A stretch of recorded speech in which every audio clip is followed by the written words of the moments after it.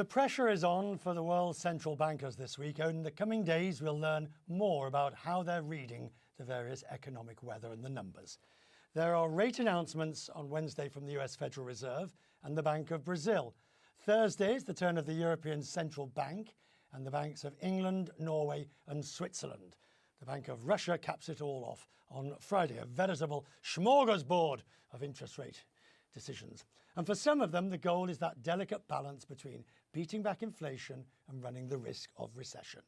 China, of course, is the exception to the rule, battling deflation. Consumer prices there fell 0.5% in November on an annual basis, the biggest drop since the pandemic. That trend is sparking calls for Beijing to take action. The world's second largest economy is already grappling with a major real estate crisis and high youth unemployment. With me now, Gita Gopinath is the first managing director at the IMF. She joins me from Colombia, where Gita, you've just given a fascinating speech, a copy of which I have in front of me, basically on whether or not we are at a Cold War, a new Cold War, whether predicated by economics or otherwise. Do you believe we are? Hi, Richard.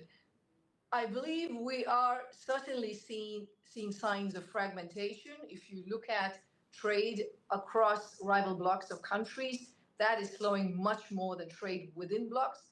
I don't believe we are in a full-fledged Cold War II, but we risk slipping into one, which is why I made the point that we really need to make sure our policies don't push us in that direction. Well, we're going to have exactly that moment as the question of pivot comes along. The central banks that are potentially about to pivot to looser monetary policy. Who's going to go first in your view?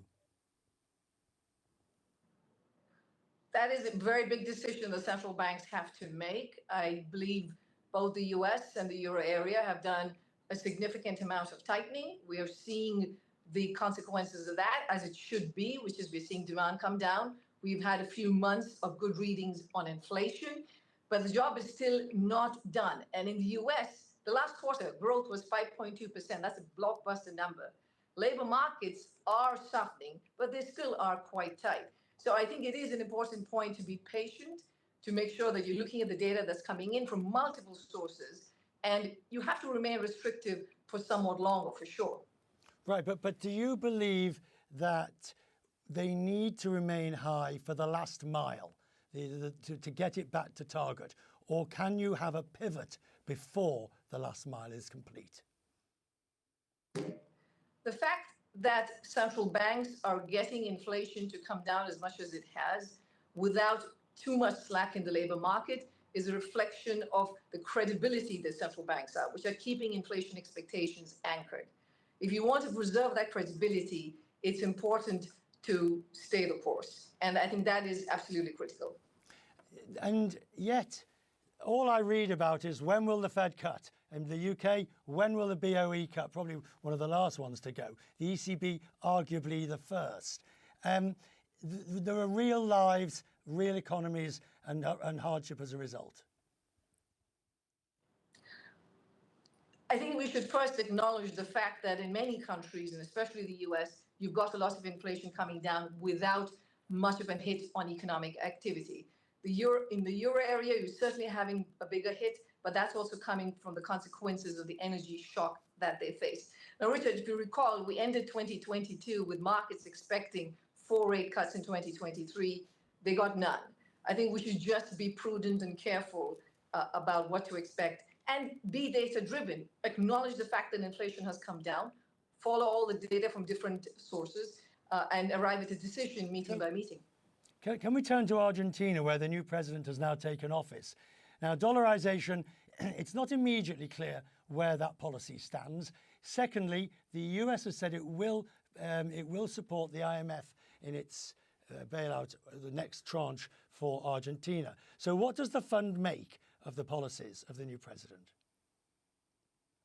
President Milei just took over, and we will hear the actual policy announcements. I believe it could happen tomorrow.